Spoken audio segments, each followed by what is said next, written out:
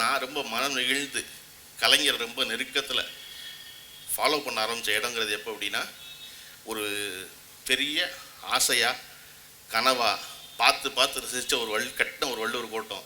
அந்த வள்ளுவர் கோட்டத்துடைய திறப்பு விழாவுக்கு முன்னாடி ஆட்சி கலைக்கப்படுகிறது. கலைஞருக்கு அழைப்புதல் கூட அனுப்பப்படவில்லை. அவர் இல்லாமல் திறக்கப்படுது வள்ளுவர் கோட்டம். ஒரு மனிதன் தன் மனதில் அத்தனையையும் தேக்கி வைத்திருந்து மீண்டும் 13 ஆண்டு காலம் கழித்து ஆட்சிக்கு வந்து தான் ஆட்சிக்கு வந்த பொழுது பொறுப்பேற்றுக் கொள்ளும் நிகழ்ச்சியை அதே வள்ளுவர் கோட்டத்தில் வைத்து நடத்தியதற்குல்ல. அப்போ நான் வந்து பள்ளிக்கூடத்தில் படிச்சுக்கிட்டு இருந்தேன். பள்ளிக்கூடத்தில் படிக்கும்போது நான் முதல்ல கலைஞரை வந்து ஒரு ஹீரோவாக பார்த்த இடம் அந்த இடம் தான்.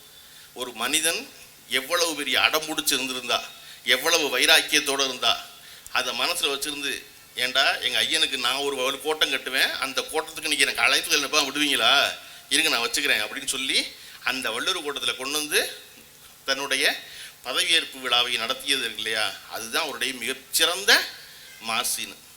தமிழ்நாடே கேள்விப்பட்டிராத அதிரடி விலை குறைப்பு சூப்பர் சரவணா ஸ்டோர்ஸ்.